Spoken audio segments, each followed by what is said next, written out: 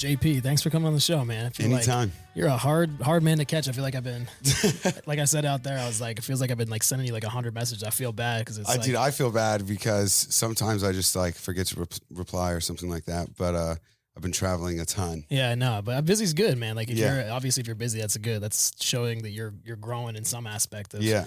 But I know we only met like for what, an hour or so, when we just had like a passing lunch like 2 weeks ago, 3 weeks ago, something like that.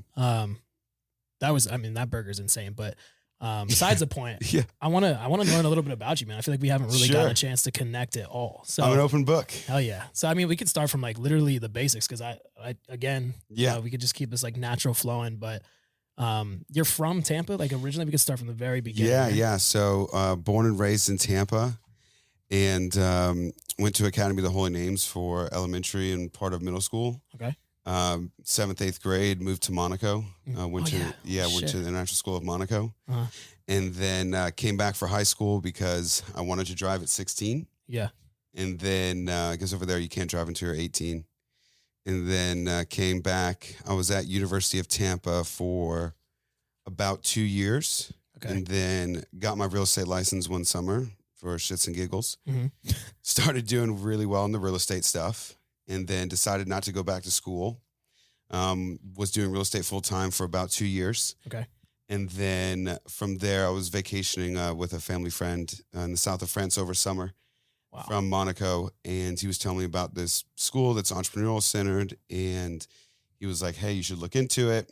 So my mom's like, look, I've never asked you for anything. Please get your degree. Yeah. And I was like, okay. So I was like, I'll apply. And if I get in, it's meant to be. Okay. So I applied end of July, got in August, and then moved to London 2 weeks later. Holy shit, man. That was 2019. And then was there until lockdown. Was here. The rise of COVID. Was here by chance, week of lockdown in March 2020. A buddy of mine from the International School of Monaco called me up and said, hey, do you know anyone who needs KN95 mask in bulk? And I was like, maybe. So I went through my contact list, and my first client was my mom's old business partner. His name was Jim. I was like, hey, Mom, can you introduce me to him? And she's like, no, I can't. No, but here's his number. If you want to reach out to him, reach out to him. So I reached out to him. I was like, hey, Jim, Jonathan, no, you haven't talked to me since I was like 10. But you know anyone who needs mask in bulk? I can get him here $1 a unit cheaper. Such a weird question to ask after so long, not knowing somebody. He's like, let me call you back. So he calls me back like 20 minutes later. He's like, can you get $250,000 here in a week? And I was like, $250,000 in volume, or? Yeah, in mask. Yeah. And I was like, yeah, of course. I had no idea if I could or not.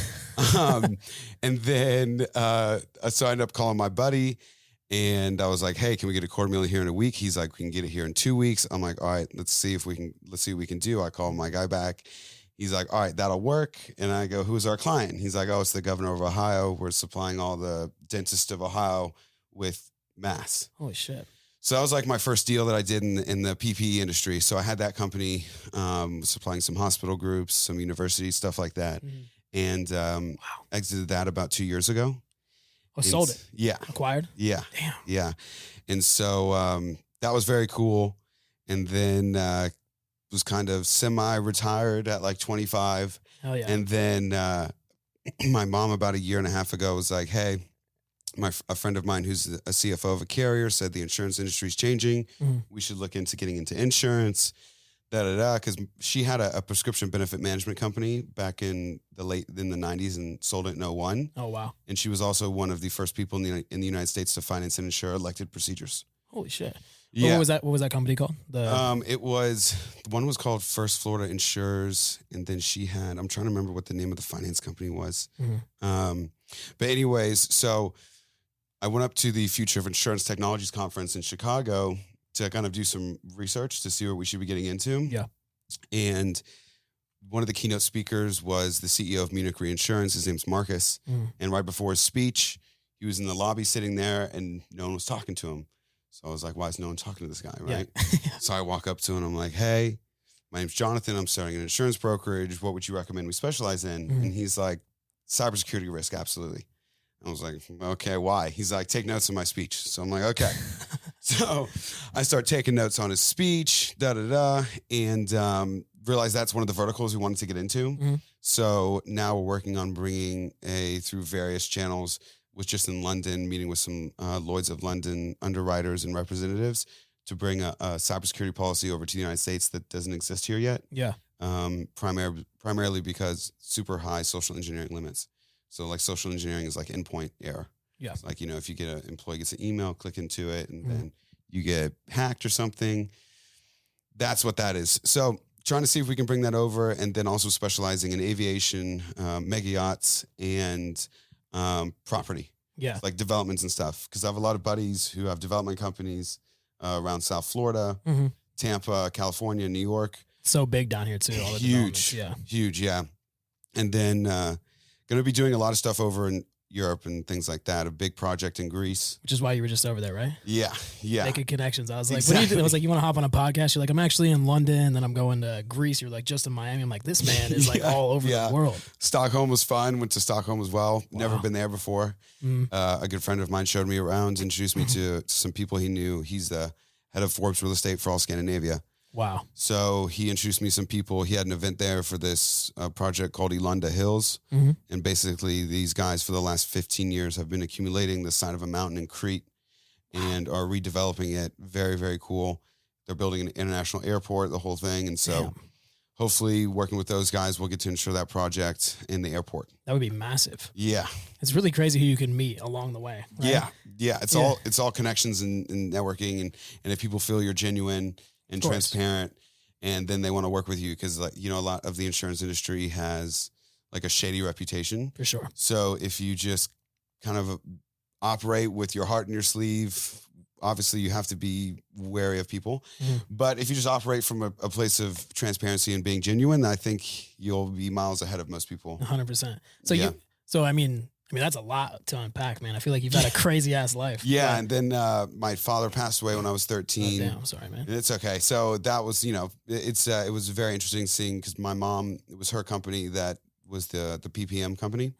Then she brought my dad on as the head of sales, ended up splitting the company with him and two other partners, and then grew that and exited it. And so it was very interesting seeing the dynamic between my parents and everything like that. And growing up how I grew up was very blessed. Yeah. So it was, I feel like I've lived many lifetimes in one lifetime. I was going to say, as you probably got to experience a lot of what the entrepreneurial lifestyle was like at a young age. Yeah, no, from my earliest memories as a child were falling asleep under my mom's desk while she was growing her finance company. Damn. Like 9, 10 o'clock at night. It was me, our dog Winston, who's standard poodle, used to fall asleep like with him under her desk. Yeah. So, and then it was, my parents kind of raised me very interesting, because I definitely want to do the same thing for my kids one day. Yeah. Like they would, when it was appropriate, they let me sit in on meetings and on conference calls. And then afterwards, after everyone had cleared out of the meeting, they'd bring me to the table and be like, all right, Jonathan, what'd you think about this point? What'd you think about this point? And I was like 3, 4, 5 years old. Damn. That's so cool. Yeah, it was really, really cool. It's really interesting to hear how you're still inspired to do more. You're still going everywhere. You've exited a company already, and you were a part of that upbringing as well. It's interesting because I feel like most people that I've met that come from a situation like that, they're not as apt to be, okay, I want to be an entrepreneur too. I have this same drive, same kind of thing. So it's interesting to hear you still have that spark. I agree. I think it's partially something you're born with, because when I was 3 years old, I was in, one of my memories, I went to my mom's executive assistant's office, and she's like, Jonathan, what do you have there? And I had a drawing of a boat that I wanted. And I was like, it's 300 feet long. It has 2 helicopter pads, a submarine. I'd never seen a boat like this. This is 1999, pre-internet. Yeah. I don't even know where it came from, but it's been in my head for a long time. So I think part of it, you're born with it, because I definitely want to dwarf what my parents did. Yeah, of course. And so, because it's interesting coming from a position, because I have friends similar backgrounds who don't need to do anything and don't do anything. And then you have people come from a similar backgrounds who have that drive and ambition to amplify whatever they can. Yeah. And I think part of it comes from how I was raised. When I was young, my mom and dad had a dichotomy in that my mom was very whatever you want. My dad was like, no, you need to work for this and da-da-da. If I wanted a new video game. Yeah. And my mom would be like, sure. And then my dad would be like, no, this is what we're going to do. So he's like, go get your birthday money. I'm like, okay. So I went and got my birthday money from my family and stuff. And we'd go to Krispy Kreme on a Sunday morning at 7. and I would buy 4 to 6 dozen donuts. And then I had a little red wagon and I would go around my neighborhood at like 9, 10 years old, knocking on doors, selling the donuts. Damn, dude. To like raise money for my video game. Yeah. If I wanted the video game. That's dope. Yeah. So like little like lessons like that, I think were important growing up. Yeah. You know? That's great. What was the margin on the donut? You know, dude, it was, I don't know. I'm trying to remember. I mean, I was probably selling it for like 4X. Okay. You know, yeah. So somebody's probably buying it like a donut on a red wagon. Yeah. Yeah. Sounds I only gross, have one experience where I had an angry client or angry customer, but it was a great lesson. Yeah. You know, but 100%. Interesting. So you backtracking just a little bit, you went to school in London, right? But yes. COVID kind of stopped that. So you never got to finish or you? No, I finished online. You finished online. Okay. Yeah. What is that? Like a 4-year program still or 2 So year? no, so in schools in Europe, it's 3 years. Mm-hmm. So I finished up online in like, I guess like a year and a half. That's nice. Yeah. And so you completed your mom's dream of get your degree. Yeah, exactly. Yeah. Cause it was like, I didn't learn anything from school that has been applicable in my business. Yeah. But I definitely met a lot of people in London. I really feel like that's like the beauty of college. Cause I feel like I didn't learn much in college either. Like it's just a party school that I went to. It wasn't an entrepreneur school. Where'd you go? Went West Virginia University. Okay, so cool. like just like a massive drinking town, football town. But through that school of 40,000 people, you're apt to meet like a bunch of people. And I come from like a tiny town. My population in my hometown in Warren, Pennsylvania, like top left of the state by Erie, 9,000 people. No way. People do like refinery work there. There's no like industry. There's no entrepreneurs. Like 9,000 people. Bro, our best restaurant is Applebee's. Swear to God, if you had like a real nice thing or graduation, Applebee's. That's great, dude. It's crazy. There's nothing wrong with the bees. No, nothing. I love the bees. Yeah, 100%. And like when we got a Walmart in our town, place went crazy. No way. I'm serious. It's like a very different lifestyle. So for me, it's like meeting people down here in Tampa. After I graduated, I got a job on the New York Stock Exchange up in New York. And then just like a completely different life change. And then to network with people that are like, holy shit, people actually have yachts, helicopters. Like they're traveling from Greenwich, Connecticut on their helicopter to come to work. I'm like, what kind of life is this? I've had to learn that over the last like 10 years. Right. But it's really interesting to see different people's backgrounds and everything like that. But the networking aspect of it all, like you're saying from London, I feel like is the biggest piece from college. Yeah, no, I completely agree with you. I think that I debate like with my kids if I'm going to want them to go to college. Yeah. I think it'll depend. I think if they graduate high school and they come to me with like a business plan of something they want to do, I'll be like, yeah, let's do it. Mm-hmm. I think that if they want to go to like a normal state school, I don't think that I'll think that I'll tell them, if you want my funding, you're not going to go there. 100%. I think that they should go to an international business school, similar to what I went to, because you're dealing with a different league of people. Mm-hmm. Did you ever get like homesick? Like when you went to Monaco for a while, you're bouncing back and forth. Like, not necessarily. I mean, I miss my friends, but I made friends over there pretty quickly. Mm-hmm. I'm very blessed to be extroverted. Yeah, it's nice. It's good quality. So, because like during my PPE business, I stopped drinking. And so, I haven't had alcohol in 3 years. Still, to this day? Yeah, to this day. Wow. Yeah. So, good for you, man. Like, all my conference call times are from like 11 p.m. to 3 a.m. Yeah. Because all my suppliers were in Southeast Asia. Mm-hmm. So, a couple of times I was out with buddies drinking, taking phone calls when I shouldn't have. Mm-hmm. And one morning I just woke up and was like, hey, look, it's not worth my business. Yeah. And I'll just stop and see how it goes. Yeah. And then when I exited it, I never picked it back up. That's good for you, man. That's crazy. Because it's interesting that you say that, because I didn't stop, but I've definitely cut back quite a lot. Like I used to go out like 2-3 times a week, just going out with my friends, like having fun. And then recently kind of got wifed up, but nice. That was probably a big play in it. But since that happened, like over the last like 6 months, my business has been in a straight vertical. Like the deals that we're landing, the clients that I'm speaking with, the networking that I've been doing, it's crazy how it's like somewhat correlated. No, it definitely is.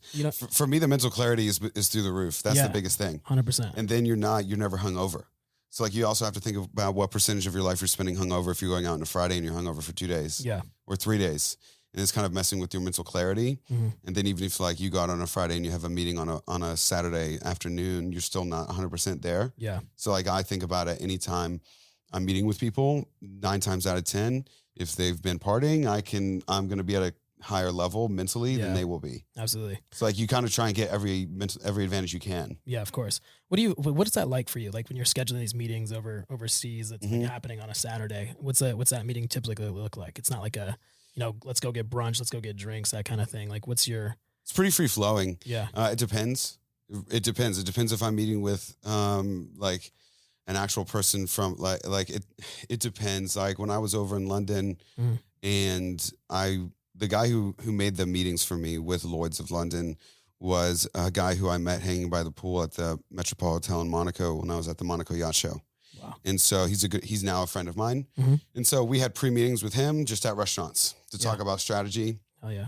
Game plan, what we want to get into, super casual.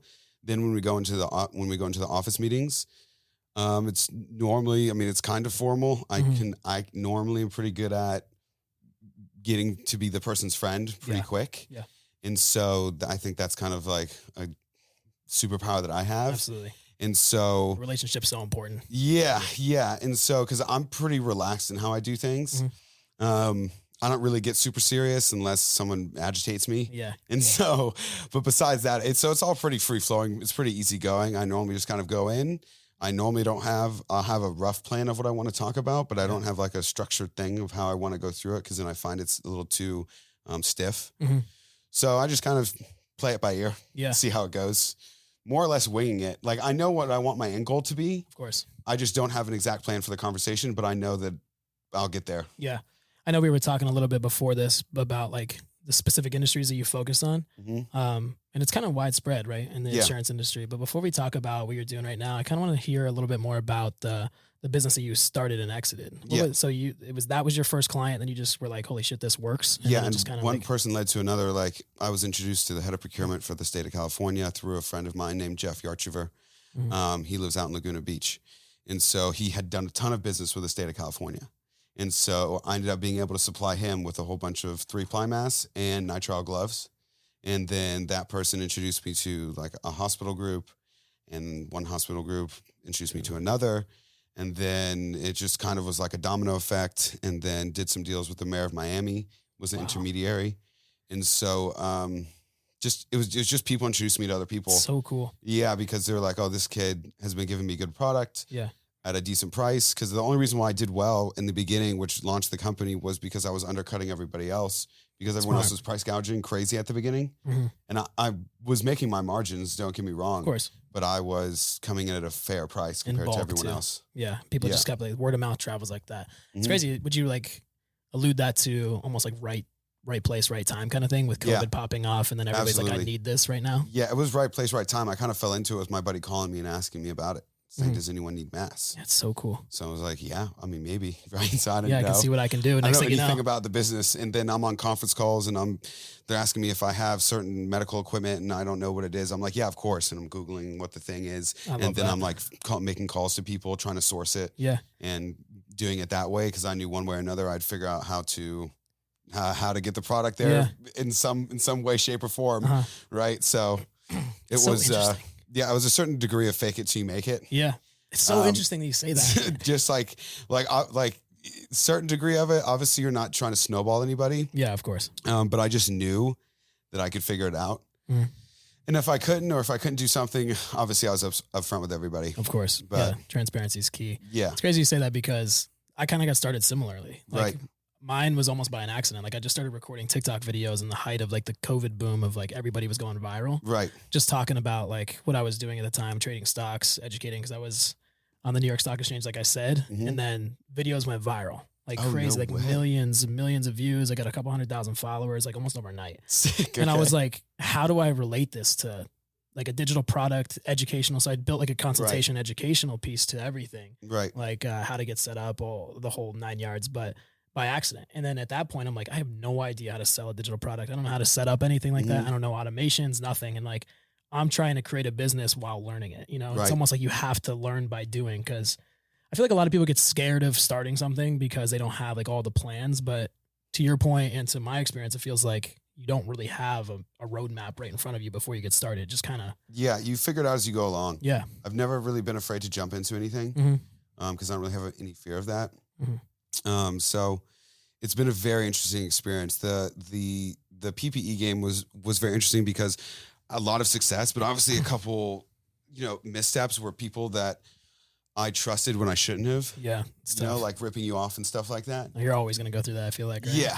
Yeah. Even with close family friends. Damn. Yeah. It's the worst. Like people I've known for my family's known for like 10, 15 years. Damn. We'll screw you over a minuscule amount of money. It's crazy what money can do to people's mindsets. It's really wild. And people you don't expect and the people you build a relationship with. So it taught me to trust but verify. Yeah. Cause I'm naturally very trusting because I just think people, I go off the assumption that people operate like me and that they're just going to do what they say. Yeah. Cause like my parents always taught me that your word is your bond. And if you tell someone something you have to be able to take it to the bank. And so that's how I've operated. But now through going through that whole experience, thank God it wasn't with like anything crazy or anything crippling. Of course. It was a great lesson. It was a very steep learning curve. Yeah. You know? So what was that like? So you get acquired. Obviously, that's probably like one of the most rewarding feelings in the world. That's my ambition right now with the company I own. I'm like got our sights set in like 3 years, hopefully. Okay. Met a really cool guy that actually owns. Well, he doesn't own it, but you obviously know Gary V. Like Gary Vayner, yeah. So the guy that not started, but kind of transformed VaynerMedia. Yeah. The guy that built that from like 80 million to, a couple billion, whatever it's worth now, 800 million, whatever. He's been like kind of our like mentor, like how to scale our agency to really get out to that point. So I've had a couple meetings with him. How'd you meet him? Random. My business partner, he's been at Google for a while. Yeah. His sister worked at this agency that got acquired in Chicago, and she got poached by VaynerMedia's, the guy, his name's Jeff. He owns Tracer now. He's a CEO of Tracer. And now my business partner's sister works with him like in the C-suite. So then we just all got connected. We went and got drinks in New York City. So it's cool, man. You enjoy New York. Yeah. I lived there for 5 years before I moved here. So yeah. New York City is a great spot, but what's that like? Like getting the acquisition? Cause that's like the gold mine, right? That's like the very like end all be all. It's an amazing feeling, but it didn't like change it was a great amount of money, but it wasn't life-changing money for me for how I was raised. Yeah. But it was very cool. I sold it to a friend of mine who's still in the medical space. He supplies over 130 hospital groups. Wow. So I just saw like COVID was starting to dwindle. He had really strong existing relationships with over, like I said, 130 hospital groups. And so we just worked out a deal and did a private sale. Wow. So so it worked out well. It wasn't a life-changing amount of money, but it was enough to set me up a bit to where I don't have to work anymore if I don't want to. Yeah. But the lifestyle I want to live at requires me to be a billionaire. Yeah. To be frank with you. I know you're always traveling everywhere. You're in Miami every other week. Because my goal is to never step foot on a commercial plane ever again. Yeah. So that's a great goal, man. So that's my goal. Like I believe in manifestation. Like I have in my background here, the boat I want. From the one that you drew when you were a kid? It's a 305-foot Fed ship. Yeah. Hell yeah. So it's called Lady S. I love it. But anyway, so that's my goal. That's my goal with this company, with the insurance companies to get to that level. That's such a major industry to be in too. Yeah. Yeah. And the cybersecurity side of it's very interesting because like right now I'm working on something proprietary in regards to cybersecurity and insurance and kind of bundling the two in a way that's never been done before. Yeah. So if I can do that, I take the company's multiple from like 6x because like a service industry. 6x, yeah. To tech companies anywhere from 10 to 20. Amazing. And then I want to involve AI. And I have an AI savant who's really good, young dude, sharp as hell. Really? Yeah. And he's developing some stuff for me right now. And that'll take the company from like 20 to 30x multiple. Wow, crazy. Yeah. So it's so interesting that you're saying that because we are in the marketing space. Right. We're digital marketing, but we're developing an in-house technology because same situation. We want to exit much more, higher P ratio or higher X multiple. So it's like 6 to 8, like you're saying, like we could potentially, but when you have that tech side of things, it's crazy what you can exit. Amplifies it. Yeah, 100%. Yeah. And I want to talk about the insurance thing because I feel like I don't know too much about it because you're hitting on a couple different industries. I know you were talking about going to Miami and connecting with people with mega yachts. It's interesting that you're saying that. Yeah. So I have, I went to the Monaco Yacht Show to connect with some people in the mega yacht space, like brokerages and things like that. Mm-hmm. And then one of the largest brokerages in the world, I ended up meeting their head of insurance. Okay. Perfect. And ended up making friends with him. And he's looking for an exclusive American brokerage to work with for all their American clients. So I'm trying to tee that up. Yeah. And then ended up meeting one of the other largest brokerages in the world, one of their competitors. They won an American brokerage as well. Wow. And so working with that as well to get that all going so I can transact on their behalf. Mm-hmm. And but the boat space is very interesting just because I love boats. I love anything with an engine that goes fast. Yeah. Like it started out with large machinery because my grandfather was in the construction space. Mm-hmm. And so started out with, heavy machinery, garbage trucks. Like I used to wait for the garbage men in the morning and like bring them snacks and stuff. Okay. And so, cause I was so intrigued by it. Yeah. And then kind of transitioned into supercars, hypercars, planes when my parents exited their company. Yeah. But I've always, anything with an engine that moves, I'm into, Mm-hmm. So anything in that space that I can do, because we also do in the aviation industry. Mm-hmm. And while I was in London, I met with this guy named Steve. He's the jet business. If you've seen his TikToks and stuff like that, he's gone wild on social media.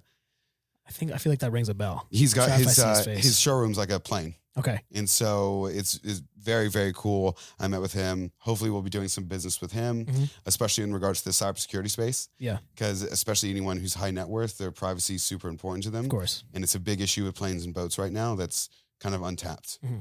So looking to do some cool stuff in that space. What's that look like? Like the cybersecurity insurance. So if somebody ever gets hacked, what's their coverage, right? Like, what's that look like? Is it similar to like car insurance? So it depends. It's going to depend on a per policy basis and like what you're covered under and what your exclusions are. Yeah. And which company you're going to go with. The top company right now who's kind of at the forefront is this company called Coalition. Okay. And so they basically, have a policy where you sign up for their program. They have a cyber software team that monitors your website, your emails to see if someone's trying to hack you. Yep. They'll give you an alert. And then, if something does happen and it falls within the parameters of the policy, they'll cover you up to a certain amount. Mm. So whether that's $250,000 or $500,000 per occurrence, because normally what happens is someone will hack into your email. They'll lay dormant for on average like 200 days. Okay. And they'll watch how you email. Yeah. Then they'll log into your email and send an email to your CFO or one of your clients saying, hey, can you wire money to this account? We need it for this accounts receivable or to pay this or whatever it is. Yeah. They'll send it, and that's part of social engineering. They'll send it, and then you're like, oh shit, that's not one of our accounts. That's not one of our client accounts. That's now we've messed up. Okay, they assess it. What do we do next? And normally what ends up happening is either that's the end of it, and then the insurance company might cover you, or if they want to hold your whole system for ransom, they will. Damn. And then they'll ask for Bitcoin. Of course. And on an average, on an average per occurrence, it's like $950,000. Wow. Per like 2021, 2022. Mm-hmm. So it's a growing space. So it's very interesting to see it unfold because that's like the biggest issue right now, especially with AI deep fakes. Yep. Oh, this is so weird, man. Yeah. We actually you want to hear some crazy shit? We had a client. She has a 5G conduit company. So she like lays 5G conduit across the United States. Okay. And so someone had hacked into her client's email. They didn't know, obviously. Sent an email to her CFO while she was on vacation. So they had been watching to news when the CEO was out. Sent the email to the CFO saying, hey, from one of their clients they've done business with for years. Can you send this money? We have an accounts receivable with you guys, blah, blah, blah. Send $75,000. Get an email from another client. Same thing. $450,000. They're like, wait a minute, this sounds odd. But they go, this is the craziest part. With the $75,000, before she wires the money, they asked to call for the verbal verification. Through AI voice and deepfake technology, replicates the voice of the client. Yep. Calls using a piggyback off of their phone number. Holy shit, man. And then says, all right, verbal confirmation, client confirms. Wow. But it's just an AI voice replica. Yeah. And then, so that was a confirmation. So it's almost like, where's that going to lead? Are you going to have to do face verification or like an eye scan? Or what are you going to have to do? Because like, let's say if you're dealing with a wealth advisor and you're saying send money here and then you call for the wealth advisor calls for the verification. Like what's going to happen? Yeah. It's interesting because like I'm even seeing stuff all over social media, like content wise, like Joe Rogan, like things that he doesn't say. I know he doesn't say that kind of stuff. Yes. It's like but then it's an ad. Like there's an ad with like some huge influencer to grab your attention. Obviously that's like the hook of it all is like who's using this. And then all of a sudden it generates this link. It's like buy now, book now. So it's not to that extent, but it's like a scam that they're using these deep fakes and AI to really just generate a bunch of like false shit just to get a little bit of money out of it. It's really wild. So your scale, it's interesting because like I'm sure there's players in the space, but like I wasn't aware of this. And I mean, I'm not saying I know everything, but I'm just saying it's crazy because you're like to me, it seems like you're like playing a space before it's really an issue, which is what you need to be doing. You want to be the first of the space so you can be that large. I agree with you. I think the cyberspace is really picking up since like 2017. Yeah. is when a lot of these massive cyber insurance carriers came out. Yeah. And it's growing rapidly every year. Mm-hmm. The AI space is the new frontier, as you know. Of course. So to see where that goes will be very, very interesting, because I think we're seeing the very tip of a nasty iceberg. Yeah. Absolutely. And to see where that ends up will be very intriguing. I don't think we can even fathom where it's going to go over the next decade. Yeah. It's interesting, man, because like even like on the employee front, it's like we don't really even need people really working for us anymore. It's like everything is so automated nowadays. Like even what we do, it's like to provide performance for like people to like generate traffic to your business. It's all AI. It's all Google backends, all those types of things, Meta, like all these social media platforms. So and then there's technologies that can monitor that data for you. It's really wild how like AI is kind of taken over a lot of the stuff, even like in the trading industry. I did the finance stuff in the back end, but now it's all algorithms. The reason that I was on the New York Stock Exchange is crazy. This is kind of backtracking, but like this is like the AI revolution. So back in the day, you remember seeing like Wolf of Wall Street or like any of the this finance movies where there was like millions of people running all over the floor, like going crazy. When I got there, it's literally, there used to be like 4,000 or 5,000 people on the floor just running around like madmen. I got there was like 300. Yeah. Because it's all AI. Everything has like API systems. Nobody really does anything anymore. It's all algorithmic. Yeah. And it's a TV set. So it's literally like Jim Cramer, CNN, CNBC, Fox News. But as traders, it just like isn't there anymore because everything is so automated. But what happens if somebody hacks into one of those systems and just wires money anywhere? Right. You know what I mean? Well, that's the crazy thing too. And like, I mean, it's very interesting to see what's going to happen because, I mean, you look at our financial system, they're printing an infinite amount of money. Yeah, it's crazy. It's like the money does not, the money's not really backed by anything anymore. I mean, it's backed by our military, but it's not backed by anything solid like gold or anything like that. So I think when we're in a system where you can just print an infinite amount, I do think that's where Bitcoin holds some value, is because there's only a finite amount of Bitcoin. I think that is very intriguing that the U.S. government in the last 2 weeks just was recently known to be the third largest holder of Bitcoin in the world. Crazy. I've been seeing that in the back end so much. Yeah. Trading stuff, but so it'll be very interesting to see what ends up happening. I think in this lifetime, we're going to see the largest wealth divide that we've seen since feudal times. I agree. I think it'll be, in the words of a very famous man, the have-nots and the have-yachts. And so, I like that. It's always related to boats somehow. Like, I really think that's where it's going to end up. So I think now's the time. I think we literally have like 10 years to make our way before it gets really hard to transcend classes. Yeah. Because so my parents came from nothing. My parents are the only ones in their family that have made any sort of real success. Yeah. So I think it'll be very difficult for anyone, like say when we have kids and stuff like that, to transcend classes like we can today. Yeah. Because I think we're heading towards a universal digital currency. I think they're going to want to be tracking every move. Oh yeah. I think there's a social credit system that's going to come. So it'll be very intriguing to see where all of this goes. I think that you're going to have to be politically connected to some point, because I know, they're starting to come out with, wanting to put kill switches in all the cars and stuff like that in the next like 5 to 10 years. That's crazy. I was told about that 4 years ago by someone in the government who's working with them on that project. Yeah.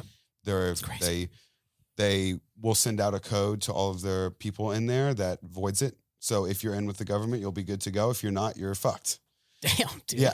What the hell? Yeah, it'll be. She's like, I'll send you the code. I'm like, perfect. Yeah, thanks for covering my ass. Yeah. So it'll be very interesting. You either be connected or you won't. Yeah.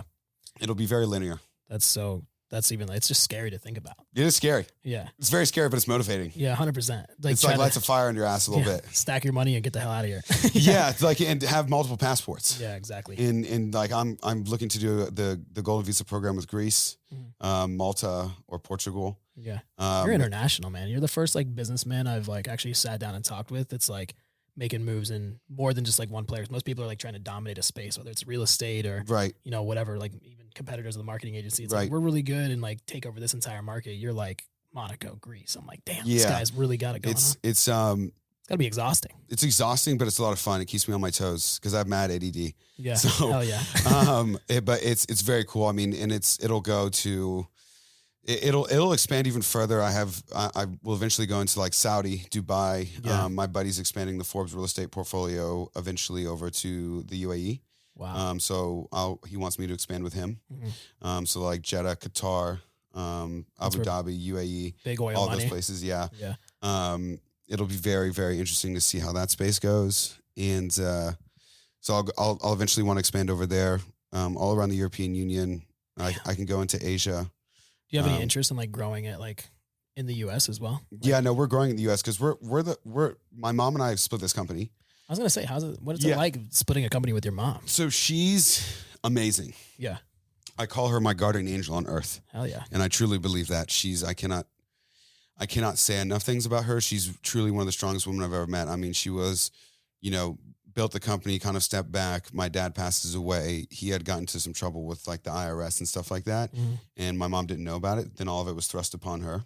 Damn. And so she had to deal with all of that at the same time while raising my brother and I. Mm-hmm. She had multiple attorneys and accountants say she's never seen anyone deal with things like she has. Damn. She's just the essence of class, grace, and really thinking about other people before her because she's so giving. Yeah, it's amazing, man. And so she's kind of like the silent hand that's guiding me. Mm-hmm. So like I'm in the office or I'm going places and she's like, okay, these are the steps we need to go to get here. Because basically when we started this, she's like, look, I don't feel like working full time anymore. I've been there and done that, but I'll show you how to scale a company. Oh yeah. And that's how this started. And so she's kind of like I said, the silent hand that's guiding me. And so she'll be like, okay, we need to go here and do this. You should be attending this conference. And I'm kind of like a point and shoot weapon. Mm-hmm. So she kind of was like, go over here and see what you can do over here. Yeah. And then I go over there and I kind of figure it out. Yeah. I really do figure it out as I go along. I'm gonna say, so there's no set plan. Like when you're going, you obviously know about like conferences and stuff. Yeah. You'll go and just like kind of. Or like if I'm going to these events and stuff like that, there's no really set plan. Mm-hmm. Like going to the Monaco Yacht Show, I just knew going into it that I'd go around to these large yacht brokerages, to these booths, and hopefully meet some people. Mm-hmm. I didn't anticipate on meeting this gentleman who's sitting by the pool, who's with a international insurance brokerage in the UK. Wow. They insure most of the Caribbean. They've got $6 billion in aggregate around the Caribbean. Yeah. And I wasn't anticipating meeting him. I was just sitting next to him by the pool. You just open up the opportunity by going. Yeah. Right? Yeah. I was just talking about this on the last podcast. You're literally only one connection away. Yeah. And it's like, I have an undying belief that whoever needs to find me will find me. Yeah. So wherever I go, I'm like, universe, take control. Yeah. Or God or whoever you believe in. Take control, and whoever I'm supposed to meet, let me meet him. Hell yeah. And it always happens. That's such a great way to like manifest like whatever you're looking for. You know? Yeah, like my speaking of manifestation, like my mom when she was in college, her first company was a diamond and gold business that she started in college because she hated doing laundry and doing deep cleaning. Mm-hmm. So she was like, how can I figure out a way to pay for that? Yeah. So she's like, okay, well, my friends are getting engaged. She goes to a jeweler, convinced the jeweler to front her like $5,000 for an engagement ring or 2 engagement rings. Wow. Sells it to her friends, flips it, makes some money, ends up starting a diamond and gold business that way. Mm. And then she wrote herself a check for $1 million when she was 19 and looked Your mom did? Yeah. Holy shit. And taped it to her mirror in her bathroom and then looked at it every single day and told her she was a millionaire. So it wasn't okay. Yeah. That's so cool. she is very much like that. Okay. So I think the manifestation thing's very real. I think what a lot of people miss is kind of where the rubber hits the pavement is the hard work that goes behind it. Of course. Because it's a lot of consistency and discipline. It's like with anything in life, whether it's not drinking or like in the last year, I've lost 55 pounds. Good for you, man. So whether it's losing weight, being in shape, building a company, like my hours with this PPE stuff when I first started was like, I was up around 8:30 in the morning and then I'd go to sleep around 3:30 in the morning. Your return on equity was just. Yeah. So it's like you're with entrepreneurship, which is the same thing you'll see people talk about on podcasts all the time. You're drastically underpaid until you're drastically overpaid. Yeah. So it's just kind of like biding your time and putting in the work. So it's like. Or your return on energy, my bad. Your return on energy. Yeah, is just no, like I'm with down. you. Yeah. So it's like work, little result, work, little result, work. Holy shit. Skyrocket. Yeah. It's interesting. Yeah. Obviously you've had that moment, but is there a time where you've gone already? Obviously you have your sights set even higher, but like, you're like, holy shit, it's happening. Not necessarily. I try to not let myself get like too in the clouds. Yeah. Because I already live in the clouds. Okay. And I see everything in like rainbow color, you know what I'm saying? Yeah. And so I'm not very black and white.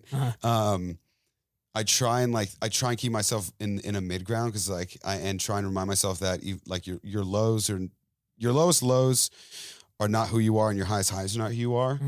And so whatever I'm going through, I try to not let it affect me too much, whether that's good or bad. So I'll give myself my moment in a bad moment to sulk for a minute or whatever it is, an hour or an evening. Yeah. And then the next morning you're back at it like nothing's happened because you can't dwell because there's no point on it. It just drags you down. Yeah. If you go from a high and you're like, I'm the shit, no one can fuck with me. I'm young doing this. I don't know anyone else doing this. Like, who do you know who am I? Then it's your ego gets way too bad. Yeah. So you have to kind of keep yourself grounded to find a happy medium. Mm-hmm. It's a great perspective because you don't see that anywhere on social media. We're just like throwing shit 24/7. It's like, oh, I have this. I'm like way above you. It's like, dude, where is this even? Is that rented? Is this like, what is this? You know what I mean? Yeah. Yeah. It's interesting. I even got this tattoo the other day. It says live for today. Cause like literally there's been highs and lows like you're talking about. It's like, you can't just dwell on the past if you fucked up and you can't look too far into the future. You can only live for like the grind right now. You got to appreciate the journey before you actually get there. Right. My biggest issue that I've had to conquer in the last year was, I would say, trying to finding the balance between wanting more and being grateful for where I am now. Yeah. Because before I used to think, okay, well, if I'm grateful for where I am now and I'm content with everything I have, is that going to eliminate my drive? Yeah. But then I realized it doesn't. So going through that was an interesting process because that's something I had found very difficult to do, was be very happy and thankful for everything, all the blessings I have now, but still want more. Because those things aren't mutually exclusive, and I thought they were. Yeah. And so finding that has calmed my anxiety. And so it's been interesting going on that journey. And it's not just been me. I've got, sounding boards. I have mentors.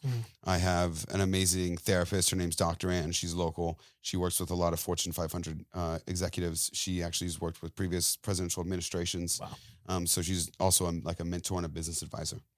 All in one, wrapped in like a therapist thing. Insane. Yeah. So she's awesome. But I have a really good team behind me, and speaking of teams, a big thing that happened the last week. We just hired a COO. She was the head of all of Wells Fargo Insurance before they were bought out. Damn. Yeah.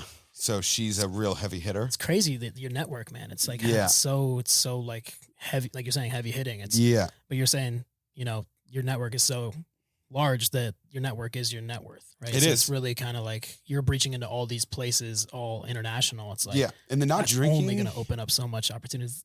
Back to the no drinking. Well, that's helped me a lot because before I was just like messing about, having a good time, and everyone knew me as like someone to have a good time with, but not someone I don't think a lot of people would take seriously. Yeah. And then when I did my medical import company, I think that changed not only people's perception of me, but the perception I have of myself.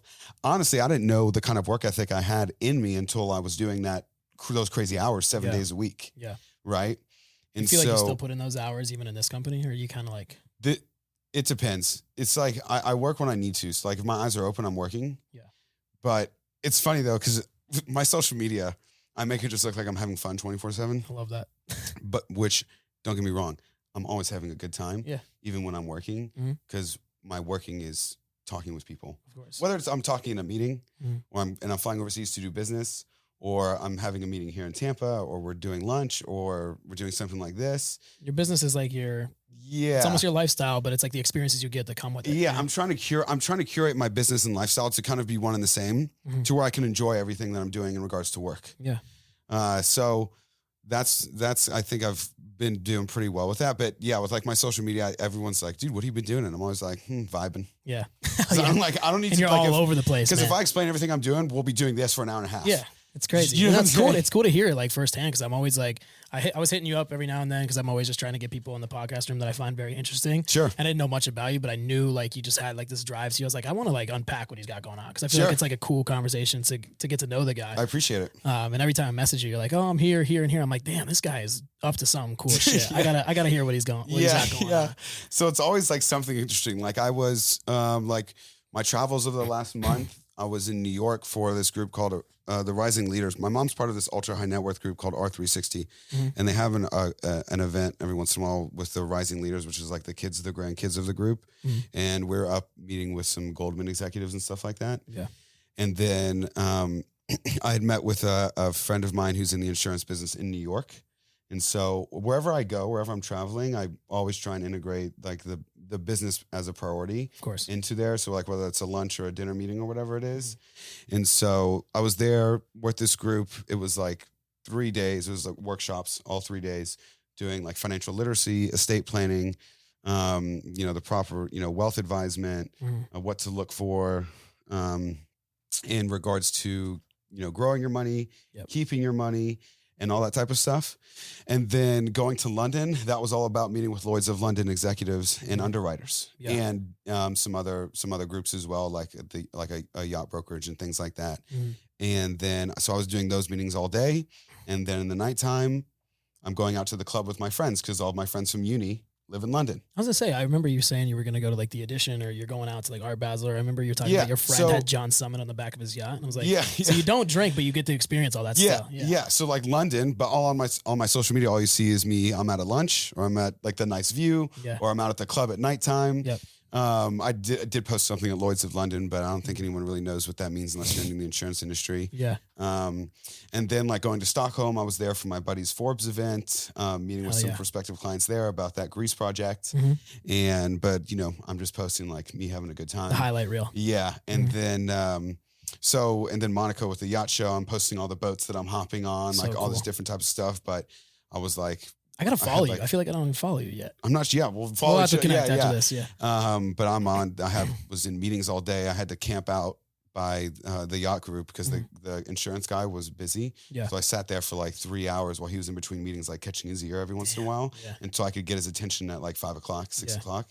So it's a highlight reel, of course. But I was about to ask you your lead flow, like how you acquire clients. It seems like it's really like in person, not so much like people are going to look for your kind of thing, right? Right. It's mostly been network. I mean, I think someone Googling your company and then it coming up relatively quick is super important. Of course. But it's pretty much all been word of mouth or me knowing someone. And being like, hey, oh, you do you do this, da da da. Because normally I don't go into any interaction with the expectation of me doing business with anybody. I just kind of normally I tell them I'll be introduced to someone. We'll start talking. People obviously ask what you do. And a lot of times they're like, oh, you do that? That's awesome. I'm like, yeah, I've been doing this, been saving some people money, da da da. And a lot of times they're like, oh, can you give my stuff a look? And I'm like, yeah, no problem. Like send it over. And then 9 times out of 10, we'll get a client. Because 9 times out of 10, I'm noticing more and more, which my mom told me what happened, but I couldn't believe it, is that a lot of people's just insurance brokers are kind of lazy. Or they just don't want to go out and go the extra mile to look for the best deal. So I've been finding I'm saving a lot of people money when their broker should be really going the extra mile to see if they can do everything they can. What are you identifying in that niche? Like you're saying like, oh, I could save you money. What are you seeing? It's like, oh yeah, you should work with us because. So in regards to like saving money, it's normally just going out and being like, okay, well, for an example, for a restaurant group that we did, their broker was charging them like 21% on a premium finance deal. Damn. Okay. And the going rate's like 8%. Okay. And then so you normally tack a couple points on. Right. So maybe say you should be at 10 or 12 and this guy was at 22. Damn. So something like that. Yeah. That's the where I'm like, okay, you're an insurance broker. Yeah. No, we've had the guy for 10 years. He's a great guy. I've known him forever. Went to college with him. I'm like, well, he's fucking you. Yeah. It's so cool how like you weren't even a part of the insurance industry at all. Like coming. But that's because of my team. That's why I'm so good. Is because like my director of risk, her name's Rhonda. She was with Alliant and very large insurance group. And we brought her on. She was like their head of risk for Florida. Yeah. And so we brought her on. She met me and my mom and loved us and was like, I love you guys. I believe in you. I want to come on board, da, da, da. So she goes through everything with a fine tooth comb because she's been in the industry for 30 years.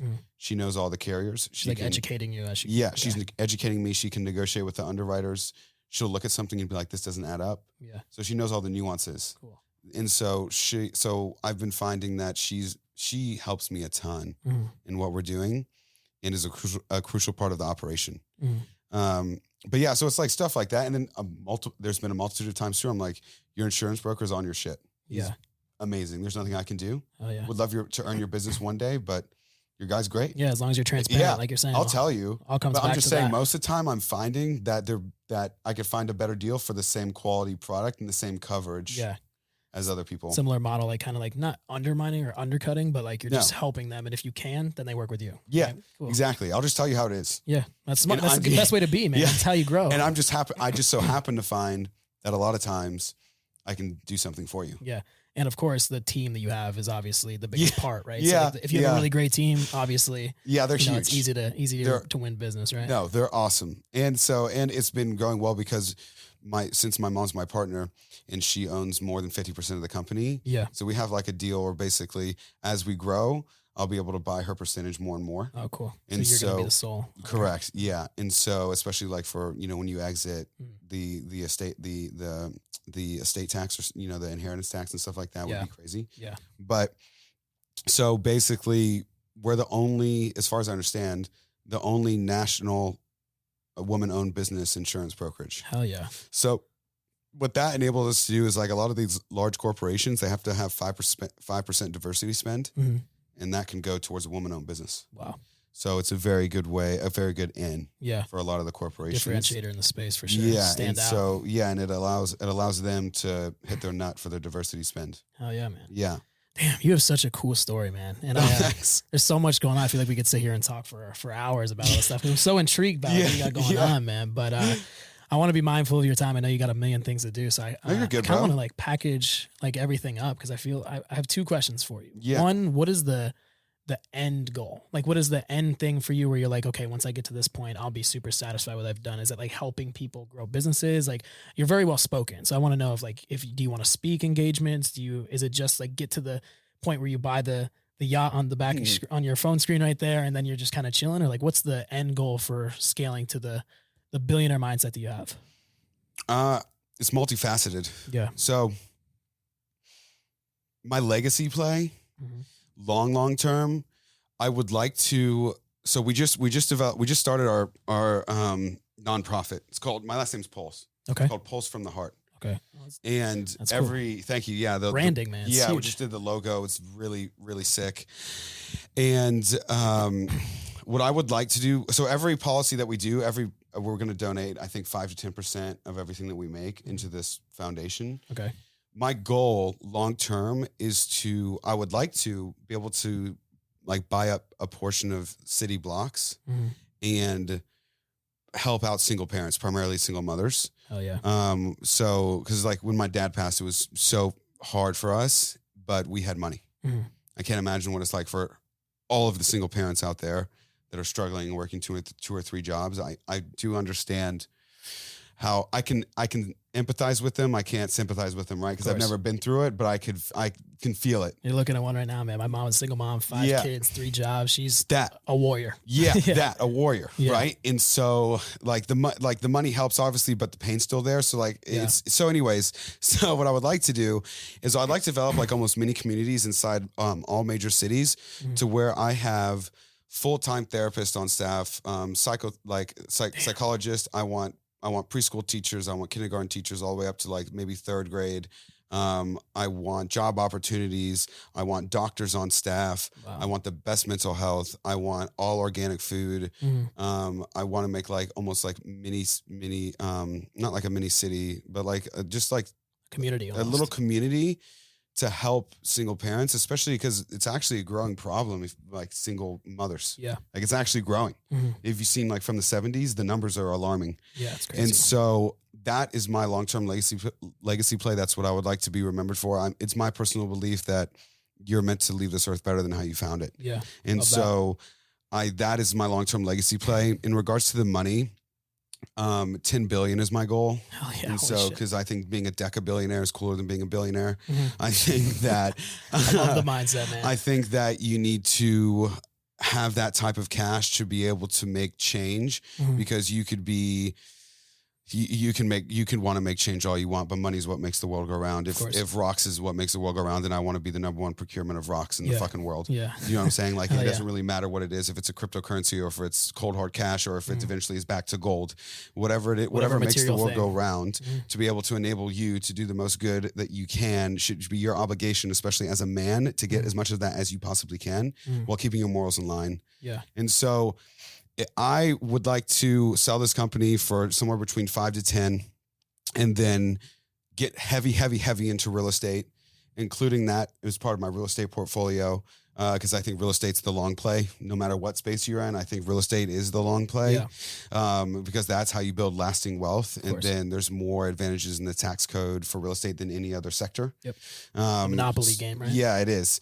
And it's super easy to leverage. Banks love working with real estate, especially if you're a good client, and especially if it's real estate's a grade A project. Absolutely. So real estate's the long play, and then I would eventually like to be, if I don't sell, I would like to be one of the largest insurance conglomerates in the world.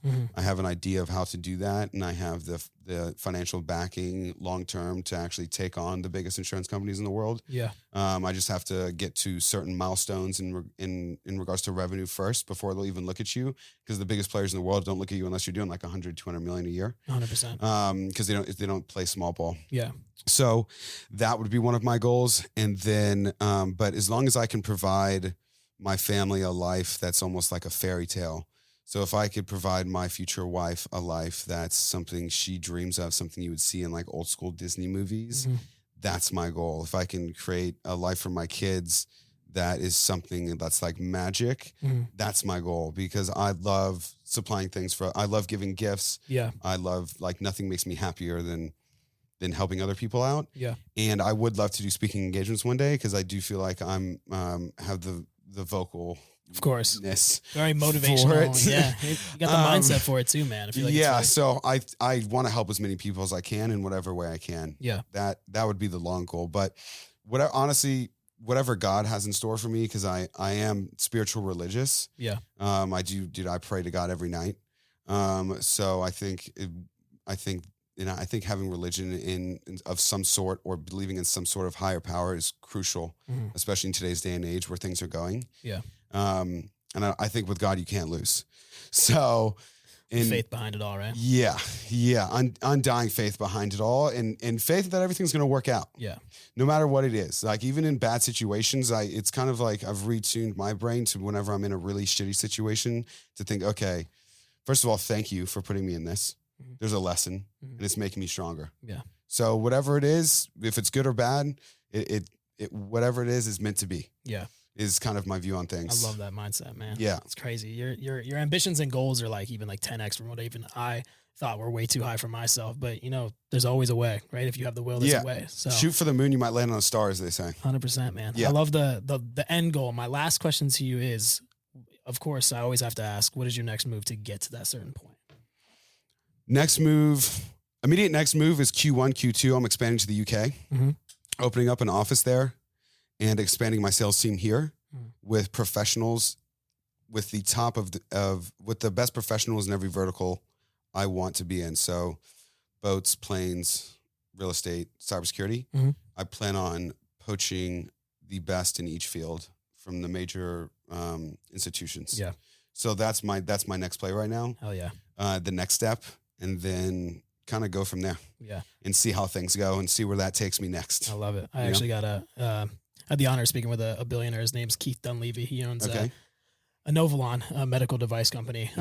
But he was saying that the biggest piece to scalability and success is the people that work for you, the people that work with you. So the fact that you're about to poach some of the best talent, that's only quality over quantity. Exactly. Yeah, man. You got a hell of a story, man. I know, like I said, I want to be respectful of your time. You're good. You got so much going on. I'm really happy we got to connect, and I got to meet you a little bit more. Like, so much me too. more that I got to understand. I love what you meeting got new going people. On. Yeah, hell yeah, man. I love that. And I feel like this connection, even just you and I feel like we could do a lot of cool things together at some point in the 100%. Future, whenever I can catch you. But dude, 100%. Even here, man. But I do appreciate you coming on today, man. Thank you for having me. Your story is so inspiring, and I cannot wait to see what you do in the future, because you got so much success right now, but I can't wait to see what you got going on. I want to go on that yacht too at some point. 100%, dude. Thank you so much. I really appreciate it.